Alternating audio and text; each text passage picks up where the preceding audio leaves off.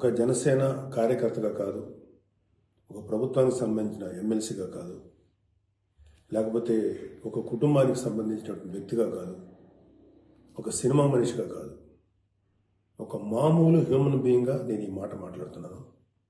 దీంట్లో ఎవరికైనా సరే వివాదాస్పదం చేయాలనుకుంటే అది మీ వ్యక్తిగత ఇష్టం. కానీ ఒక విషయం మాత్రం మీతో స్పష్టంగా చెప్పాలనుకుంటుంది ఏంటంటే,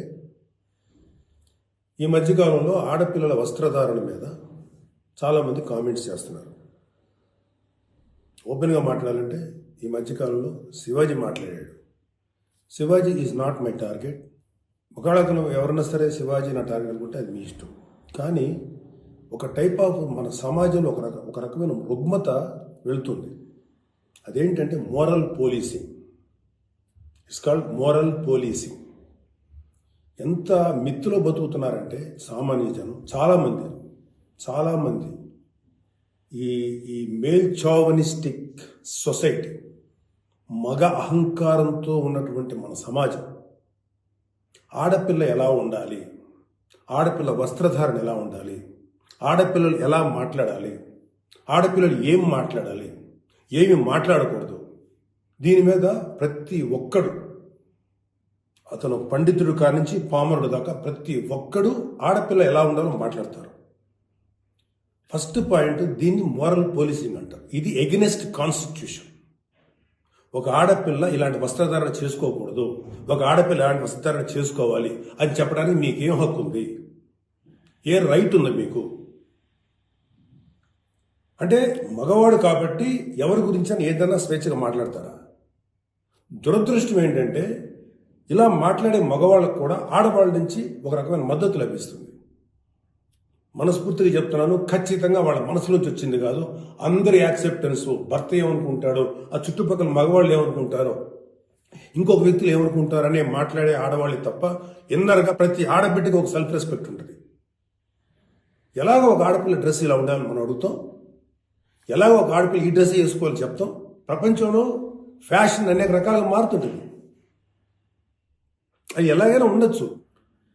దయచేసి మన చెల్లెలు, మన తల్లి, మన చెల్లెలు అందరూ మనవాళ్లే, మన బిడ్డలే.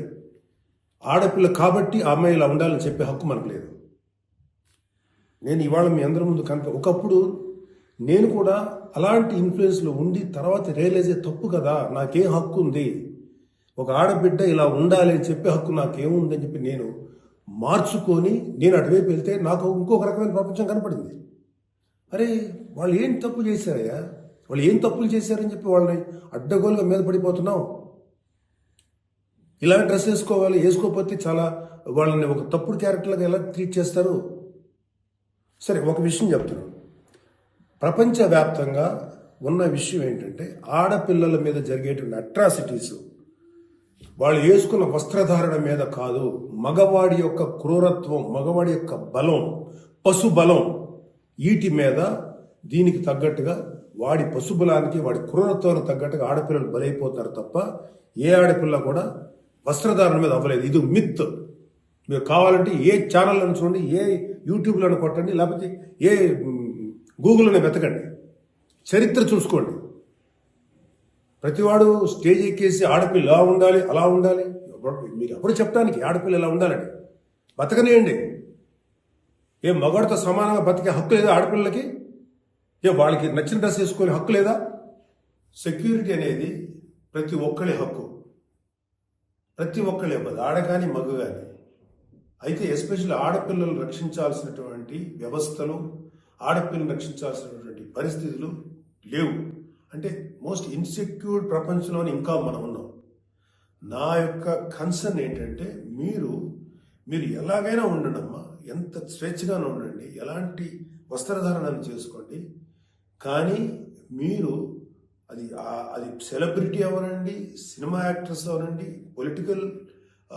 పాలిటిక్స్లో ఉన్నటువంటి ఫిమేల్ అవనండి, చిన్నపిల్లలు అవనండి, పెద్దవాళ్ళు అవనండి, మీరు బయటికి వెళ్ళేటప్పుడు, మీరు వెళ్ళాల్సినప్పుడు ప్రాపర్ రక్షణ వ్యవస్థను ఏర్పాటు చేసుకోండి. వ్యక్తిగతంగా మిమ్మల్ని మీరు రక్షించుకునేటువంటి వ్యవస్థను ఏర్పాటు చేసుకోండి.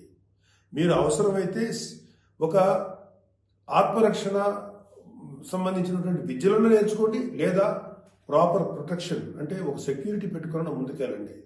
మన దురదృష్టం, మన కర్మ ఏంటంటే ఇంకా మేల్ చావనిస్టిక్ పిగ్స్ ఉన్నటువంటి మన సమాజం ఇది.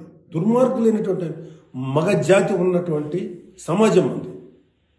ఎలా పడితే అలాగ అవకాశం దొరికితే చిన్న పెద్ద తేడా లేకుండా పశువుల్లా ప్రవర్తించేటువంటి మనస్తత్వం చాలా మంది మగవాళ్ళలో ఉంది.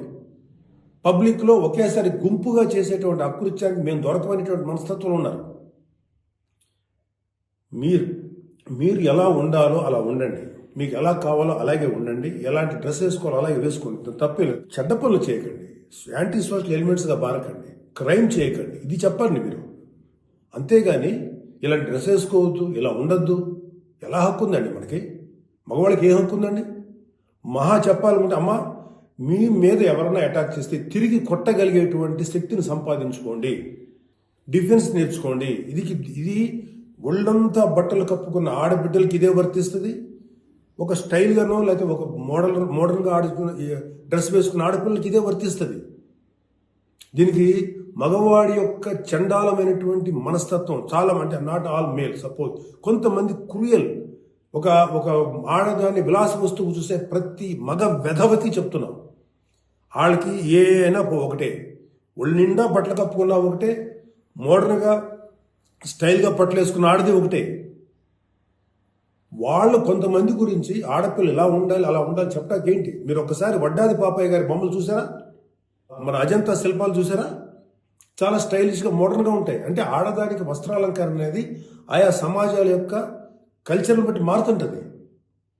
ప్యాంటు షర్ట్ వేసుకుంటే తప్ప, చుడిదార్ వేసుకుంటే తప్ప, లేకపోతే మోడర్న్గా మిడ్డీ వేసుకుంటే తప్ప, ఇది వాళ్ళ తప్పు కాదు. వాళ్ళకి సరిగ్గా రక్షణ కల్పించలేకపోవటం, రాజ్యాంగమైనటువంటి మన ప్రభుత్వ వ్యవహారం వాళ్ళకి సరిగ్గా రక్షణ కల్పించకపోవటం ప్రభుత్వ వైఫల్యం అవుతుంది. దాన్ని ఎంకరేజ్ చేసి దాన్ని అడ్డుగా తీసుకొని ప్రభుత్వం యొక్క వైఫల్యాన్ని అడ్డుగా పెట్టుకొని దాన్ని చెల్లరిగిపోయే దుష్కర మూకల యొక్క పని తప్ప ఆడపిల్లల తప్పు కాదు. ఆడపిల్లలు వేసుకునే డ్రెస్సు వల్ల ఆడపిల్లల మీద అత్యాచారం జరుగుతుందని మీరు మీ పనికి మాలిన కామెంట్లను సపోర్ట్ చేసుకుంటా మాట్లాడే మాట ఇది. మారిపోతుంది సమాజం. ఏఐలోకి వచ్చాం మనం, ఆర్టిఫిషియల్ ఇంటెలిజెన్స్లోకి వచ్చాం. ఇంకా ఆడపిల్ల ఇలాగ ఉండాలని చెప్పి మనస్తత్వం ఉన్న మగవాళ్ళని ఖండించండి. ఇన్ని కబుర్లు చెప్తున్నారు. నేను ఒకసారి లాంగ్ బ్యాక్ చెప్పాను, ముగ్గురు మహానుభావులు మాట్లాడిన మాటలు చెప్పాను. వాళ్ళు ఇలాగే కామెంట్ చేశారు. అప్పుడు వాళ్ళకి ఆన్సర్ చెప్పాను.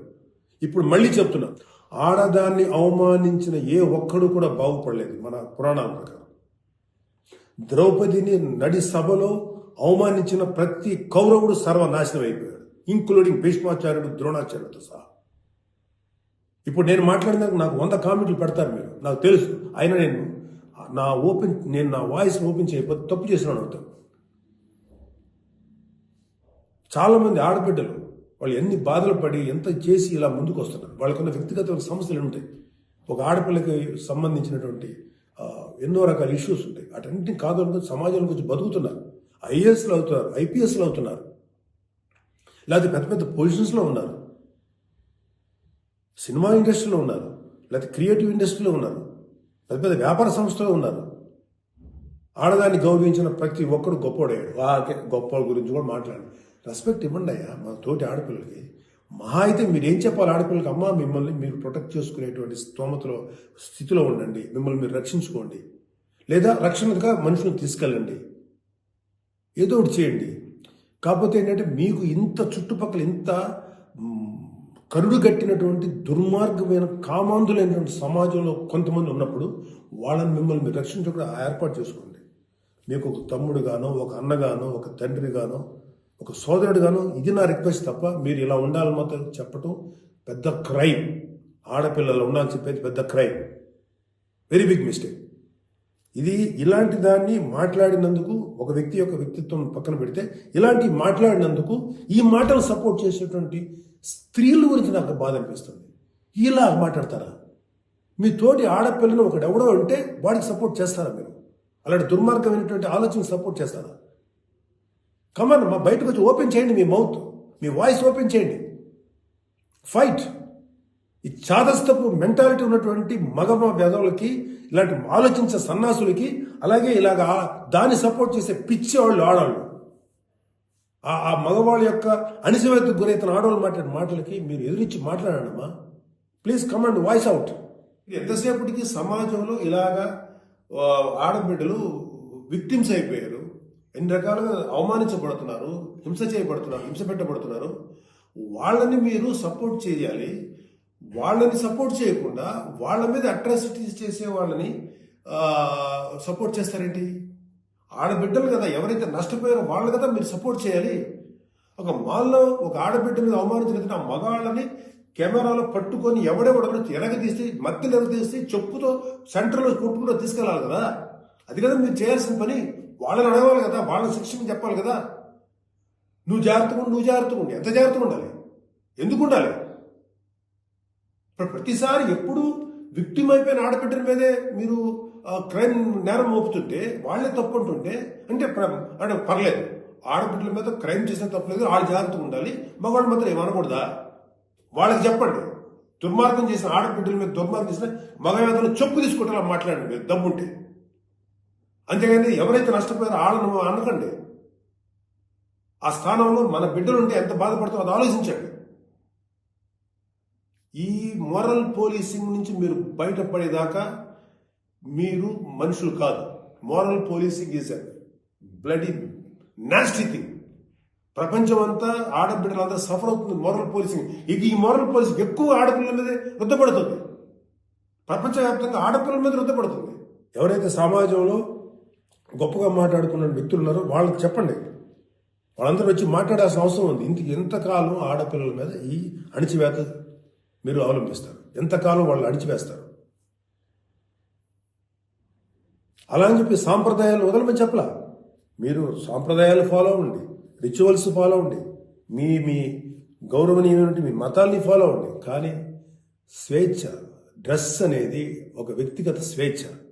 ఒక ఆడపిల్ల ఎలా కనపడాలి, అందంగా కనపడాలి అనుకోవటం తప్పులేదు. అది అమ్మాయి యొక్క వ్యక్తిగత విషయం. అమ్మాయి మితిమీరి ప్రవర్తిస్తే లా అండ్ ఆర్డర్ ఉంది, లా అండ్ ఆర్డర్ చూసుకుంటుంది. అలాంటి ఆడపిల్లలకి రక్షణ కల్పించడంలో విఫలమైనటువంటి రక్షణ వ్యవస్థ ఏమో తప్పు అవుతుందేమో, కానీ ఆడపిల్లలు తప్పు కాదు. ఆడబిడ్డలకి నాలాంటి వాళ్ళు కొంతమంది ఉన్నాం, ఇంకా చాలామంది ఉన్నాం. అదే చెప్తున్నాడు, మీకోసం మేము ముందుకు వస్తాం, మాట్లాడతాం.